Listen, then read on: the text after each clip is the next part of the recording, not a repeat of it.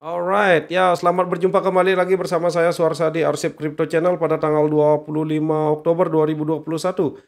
Apa kabar kalian semua? Semoga selalu dalam keadaan sehat dan berbahagia. Pada hari ini kita akan membahas hal-hal mengenai Bitcoin dan juga Shiba Inu token ya yang sempat mengalami kenaikan kemarin dan sekarang masih berlanjut mengalami kenaikan.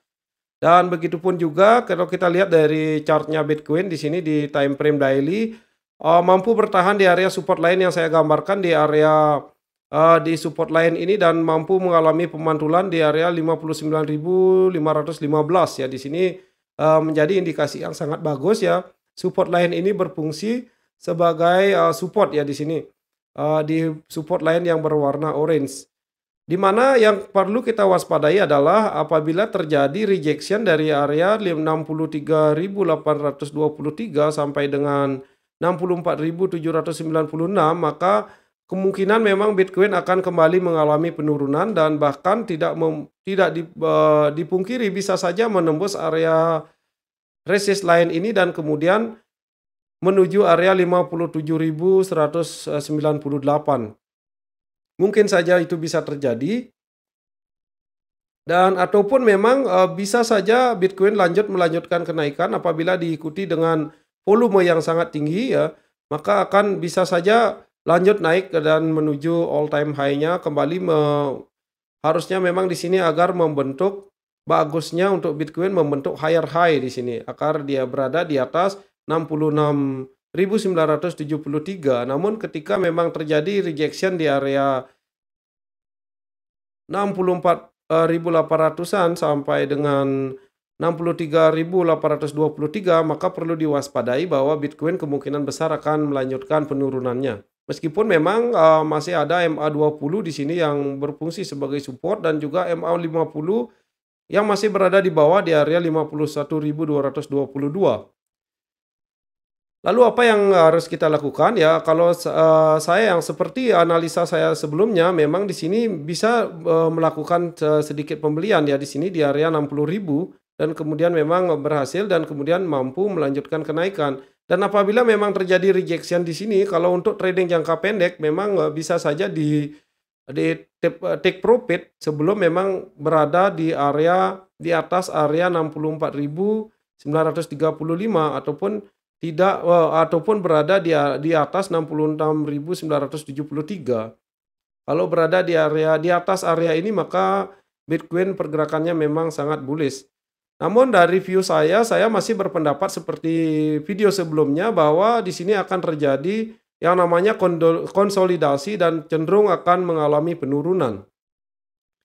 Lalu apakah kita harus, memang takut dengan penurunan ini? Apakah ini merupakan satu kesempatan atau, yang saya lihat di sini apabila memang support line di area 57.245 breakdown, maka bisa saja memang lanjut mengalami penurunan walaupun memang indikasinya kecil, kemungkinannya, bisa dibilang kecil untuk saat ini karena hype terhadap Bitcoin memang masih, sangat-sangat bullish, terutamanya dengan diperdagangkannya ETF Bitcoin di market, ETF Amerika. Ini membawa pergerakannya Bitcoin sampai dengan, di all time high-nya di 60 yang sempat menyentuh area sekitar 66.927.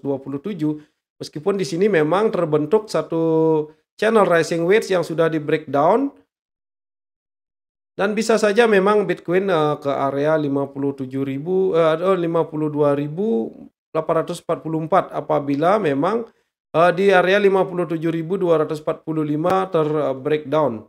Dan apabila memang Bitcoin mampu melanjutkan kenaikan dan breakout daripada 63.730 sampai dengan 64.842, maka ini indikasinya sangat bullish dan masih saja ada, resist di sini yang merupakan channel daripada rising wedge yang dibentuk, maka ini harus breakout ke atas. Itu, yang akan menjadikan Bitcoin bergerak sangat-sangat bullish. Namun ada beberapa hal menarik ya di sini ya. Yang pertama kita dari Bitcoin.com ya, dilansir ada berita Twitter CEO Jack, Dorsey warn hyperinflation will soon happen in US and in the world ya. Jadi dia CEO-nya daripada Twitter, Jack Dorsey yang memperingatkan bahwa akan adanya hyperinflation ya. Jadinya akan adanya inflasi yang sangat tinggi di Amerika dan juga di dunia. Lalu apa yang menjadikannya CEO Jack Dorsey memperingatkan akan hal ini? Ini bukan eee dia juga merupakan, salah satu orang yang bisa dibilang cenderung, sangat-sangat bullish terhadap Bitcoin ya. Di mana di sini dia menjelaskan bahwa memperingatkan kita bahwa akan terjadi inflasi ya terhadap Amerika dan juga dunia. Dan kalaupun itu terjadi memang aset-aset yang menjadi pilihan adalah memang Bitcoin menjadi salah satu pilihan karena Bitcoin merupakan salah satu deflasionary aset ya. Di Bitcoin ya banyak disebutkan oleh para analis dunia bahwa Bitcoin ini merupakan versi sempurnanya dari emas ya. Dan saya juga sangat menyetujui dari hal tersebut, dari banyaknya keunggulan yang dimiliki oleh Bitcoin terhadap emas dengan supply yang sangat-sangat terbatas juga ya. Dan kemudian kalau kita lihat dari teks Starpop ya, di sini ada berita yang dilansir pada Mei 2022 ya, di tahun 2021.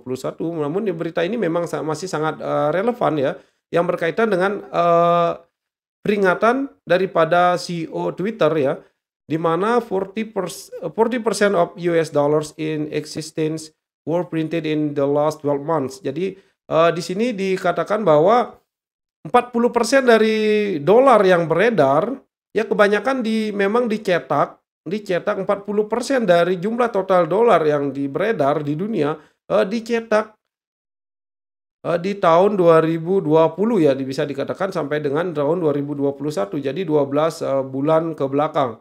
Jadi ini mengindikasikan memang akan adanya inflasi terhadap dolar Amerika dan itu juga akan berpengaruh terhadap rupiah maupun ke currency-currency lainnya. Jadi di sini memang ada satu bentuk diversifikasi yang diperlukan kalau menurut saya pribadi, dan inilah yang mendasari saya kenapa saya terjun ataupun berinvestasi di cryptocurrency ini. Ya biar ada ini yang merupakan landasan kuat saya mengapa berinvestasi di cryptocurrency. Kalau kita lihat dari sejarah uang memang, uang diciptakan memang sebelumnya di waktu lampau yang memang merupakan adalah, surat atas kepemilikan emas ya. Jadi uang adalah surat daripada, kepemilikan emas. Dan kemudian adanya Bretton Woods Agreement ya, yang di mana memang dinyatakan di sana di agreement tersebut bahwa uang, setiap percetakan daripada uang dicetak berdasarkan adanya backup emas. Jadi memang uang memiliki nilai intrinsik di sini.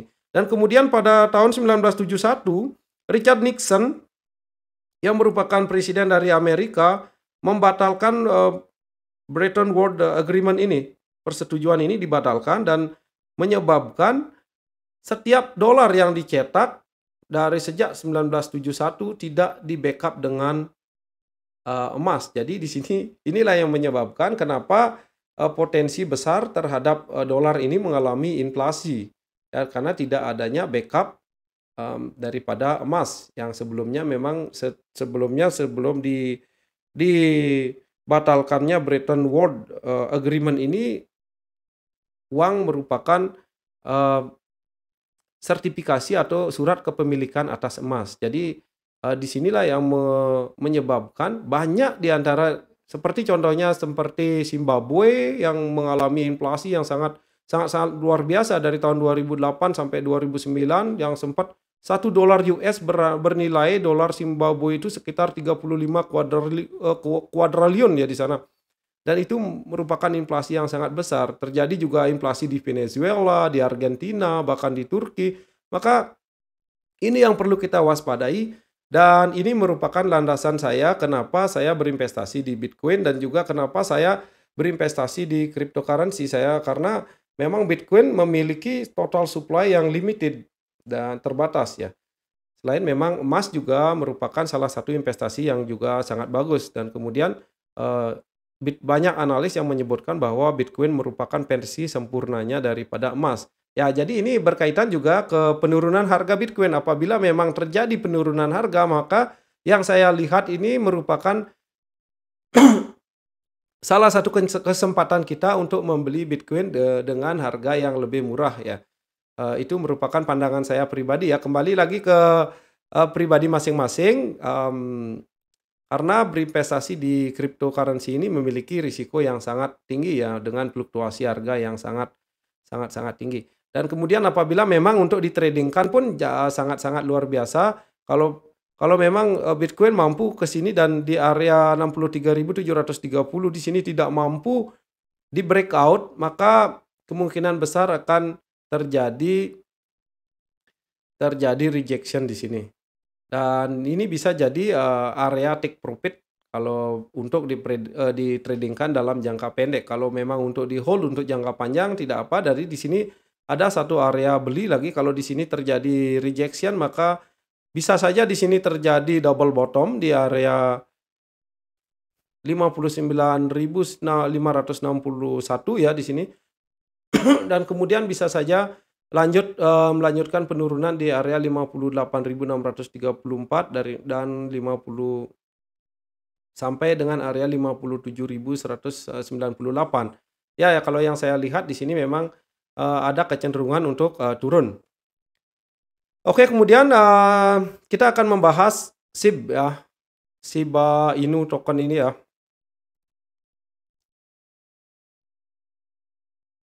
Kalau kita lihat dari time frame daily, di mana saya menargetkan memang di take profit awal di sini, di area 0,00004198 di sini ya.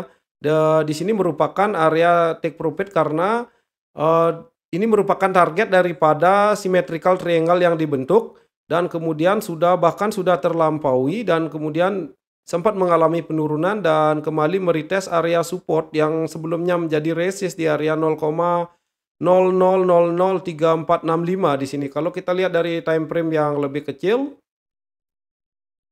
kita ke time frame 4 jam maka sangat tepat di sini 2 kali, meskipun sempat breakdown dan kemudian mampu melanjutkan kenaikan lagi dan kemudian, ditopang lagi oleh support yang ada di area 0,00003475.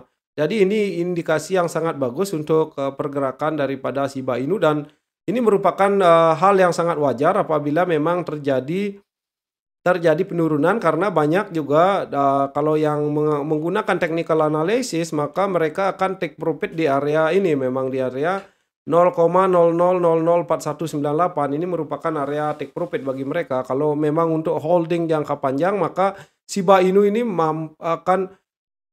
apabila mampu meng-hold di area 0,00003485 ini maka akan melanjutkan kenaikannya menuju area resist yang pertama adalah di 0,00005040 ya, di area box warna biru yang saya gambarkan ini. Dan view saya masih sangat positif terhadap Shiba Inu dan didukung oleh, solidnya Shiba Army ya di sini. Kalau kita lihat dari Fibonacci retracement maka di sini kita dapat di sini merupakan area 1,618 ya, area Fibonacci retracement di 0,00007733 ya, di sini merupakan area-area bisa menjadi area take profit kalau yang saya lihat untuk, Shiba Inu. Dan kemudian ada beberapa hal ya kalau kita lihat dari CoinGecko ya, di mana Ethereum di sini, apa kaitannya? Ini sangat berkaitan dengan, yang akan kita bahas ya, Shiba Inu. Ya, di mana Shiba Inu pada hari ini diperdagangkan dinilai volume perdagangannya di 15,035 miliar dolar ya, dan kemudian memiliki kapitalisasi market 19,4 miliar dolar. Dan di sini ada, gap yang sangat luar biasa. Kalau kita lihat dari volume transaksi ya, di mana SHIBA berada di posisi 11, sedangkan yang di atas-atasnya kita contohkan saja di Binance ya, yang merupakan koin dengan fundamental yang sangat tinggi. Dia bahkan volume perdagangannya cuman 1,3 miliar dolar, 1,3 miliar US dollar. Jadi di sini Shiba Inu memiliki volume perdagangan yang sangat-sangat tinggi bisa dibilang. Dan bahkan kalau kita lihat Ethereum berada di area di angka 16,694 ya, di 16,6 US dollar, 16,6 miliar US dollar. Di sini memiliki volume perdagangan yang hampir sama dengan Shiba Inu. Sedangkan kapitalisasi market sangat jauh berbeda. Di sini kapitalisasi market daripada Ethereum berada di 487,2 miliar. Sedangkan kapitalisasi market daripada Shiba Inu berada di angka 19,4 miliar US dollar ya. Kalau nggak salah berarti sekitar ada gap sekitar kalau 19 ke 487 miliar, jadi sekitar 25 sampai dengan 30 kali lipatnya harusnya ya. Memang ada kemungkinan kalau hype yang terjadi terhadap Shiba Inu sebegitu besarnya dan dengan volume transaksi yang sangat-sangat besar, maka tidak dipungkiri bahwa Shiba Inu akan terus melanjutkan kenaikan mendekati kapitalisasi market daripada Ethereum. Itu yang kita harapkan dengan kenaikannya Shiba Inu. Dan kemudian ada juga hal-hal yang di mana Shiba Inu melakukan pembakaran dengan secara terus-menerus dan juga mengakibatkan terhadap supply yang beredar akan menjadi semakin sedikit. Dan itu akan juga memicu kenaikan daripada harga daripada Shiba Inu. Dan kemudian di sini ada satu tweet daripada Satoshi Kusama ya, "We love you for your honest analysis. Welcome to Shiba Army Altcoin Daily." Ada satu channel YouTube di luar ya, yang namanya Altcoin Daily. Di sana di mana mereka merupakan salah satu analis cryptocurrency, di mana mereka sempat menganalisa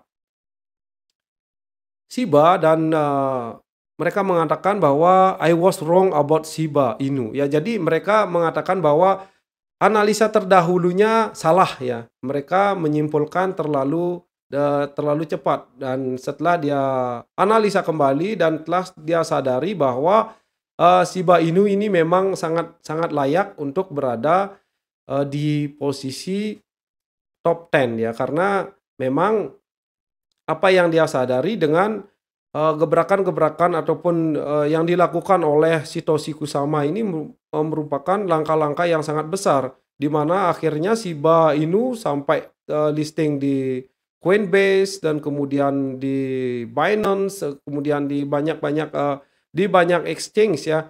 Dan yang memang ditunggu-tunggu adalah Robinhood ya.